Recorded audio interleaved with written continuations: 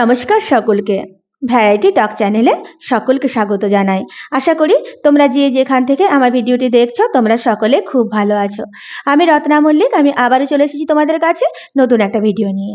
তো আজকে আমি আলোচনা করব তোমার প্রিয় মানুষটি যদি কোনো কারণে রেগে যায় তাহলে তুমি তার রাগ কিভাবে ভাঙাবে। তো চলো মূল আলোচনায় যাওয়া যাক।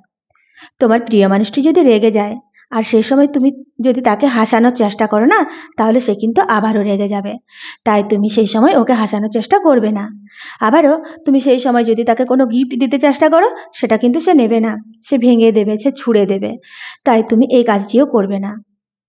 তো তুমি এই কাজটি করো, তুমি তাকে অন্তর থেকে সরি বলো। আমরা দেখবে বাইরে বেরোলে রাস্তার মধ্যে ভিড়ের মধ্যে কারোর সাথে যদি ধাক্কা লেগে যায় তো আমরা তখন লেগ সারা সরি বলি।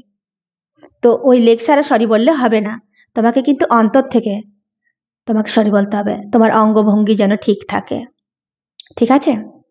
আবার তুমি এটা করতে পারো, তুমি সেই সময় কান ধরতে পারো যে আমি কান ধরছি, দেখো এরকম ভুল আমি আর কখনো করব না, তুমি আমাকে মাফ করে দাও এবারের মতো। এটা করতে পারো। আবারও তুমি কান ধরে উঠবোস করতে পারো যে দেখো আমি কিন্তু সত্যি খুব মন থেকে দুঃখিত, দেখো আমি কান ধরে উঠবোস করছি, করতেই পারো। দেখো প্রিয় মানুষ যার সঙ্গে তুমি সারা জীবন কাটাবে, তো তার তার জন্য তুমি এটুকু তো করতেই পারো, এটুকু তো স্যাক্রিফাইস করতেই পারো যে একটু কান ধরে উঠবোস করা, একটু কান ধরা, এতে তো তুমি ছোট হয়ে যাবে না।